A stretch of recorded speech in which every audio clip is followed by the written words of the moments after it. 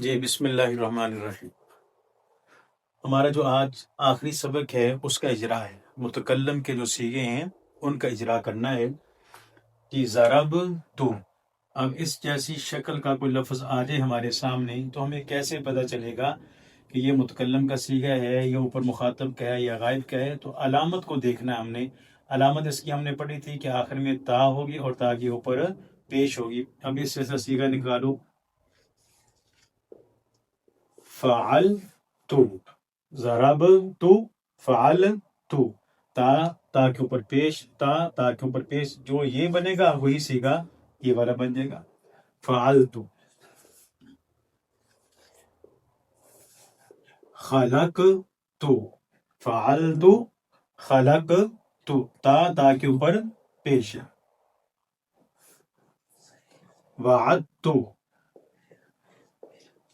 اب دیکھو یہ صیغے وغیرہ مثال کے اندر آتے ہیں، لیکن اگر علامت پہچان یاد کی ہوئی ہے تو چاہے وہ جی ثلاثی مجرد کا ہو، ثلاثی مزید کا ہو، صحیح، معمول، اجوا وغیرہ کوئی بھی ہو، آدمی اس کو یاد کر لے۔ امر تو، جی امر تو، فعل تو، خلق تو، بعد تو، امر تو، قرأ تو، سأل تو، بے شمار صیغے نکالتے جائیں تو علامت سے صیغے سارے حل ہو جائیں۔ آخری صیغہ ہمارا ضرب نہ۔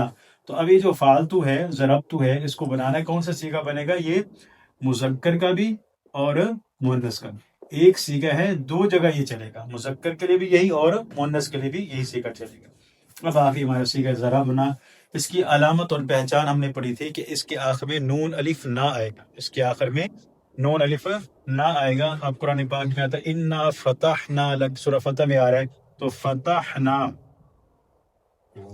اس کا جب ترجمہ کریں گے تو پھر انشاءاللہ قرآن پاک سے اور مثالیں نکالیں۔ فتحنا، تو اب دیکھو آخر میں نون الف نہ، ضربنا، فتحنا، اور نکالو علمنا، علمنا، آخر میں نہ، آخر میں نہ، اسی کا بنا لو خلق نہ،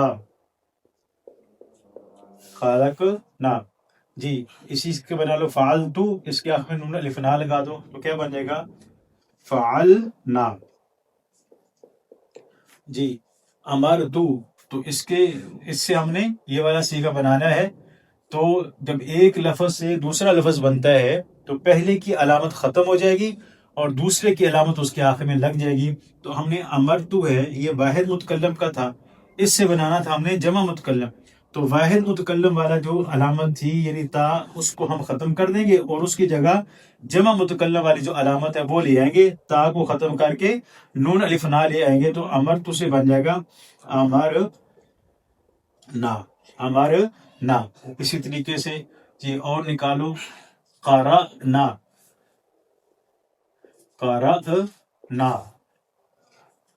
سألنا، تو اسی کے نکال دیجیے۔ جی تو اب دیکھو نون الف نہ آخر میں آ رہا ہے، تمام صیغوں کے آخر میں نون الف نہ آ رہا ہے، تو جہاں آخر میں نون الف نہ آ جائے تو وہ صیغہ ہمارا بن جائے گا جمع متکلم۔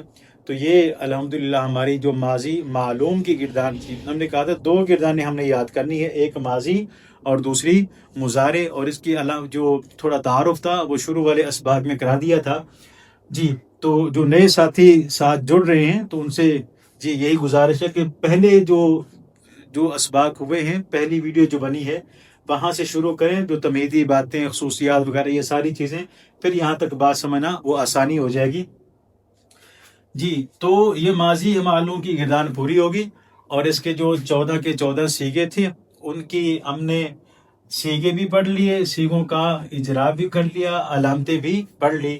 تو اب جو ہے ہم انشاءاللہ ماضی معلوم کا اب ترجمہ شروع کریں گے، ترجمہ بھی آئے گا ساتھ میں اور ساتھ میں صیغوں کا اجرا بھی چلتا جائے گا۔ اب ہمیں محسوس ہوگا کہ ہم نے جو 14 لفظ پڑھے ہیں ان 14 لفظوں کا فائدہ کیا ہے، 14 لفظوں کا فائدہ کیا ہے۔ اب ترجمہ جب شروع کریں گے اور پھر اس ترجمہ کو ہم قرآن پاک کھول کر دیکھیں گے، پھر معلوم ہوگا کہ ہم نے 14 لفظ نہیں پڑھے، ہم نے تو تقریباً 14,000 سے بھی زیادہ الفاظ پڑھ لیے، قرآن پاک کے 14,000 سے بھی زیادہ الفاظ پڑھ لیے ہیں جن کا ترجمہ کرنا ہم کو آتا ہوگا۔ تو یہ جو ہے وہ عربی گرامر کی برکت ہے.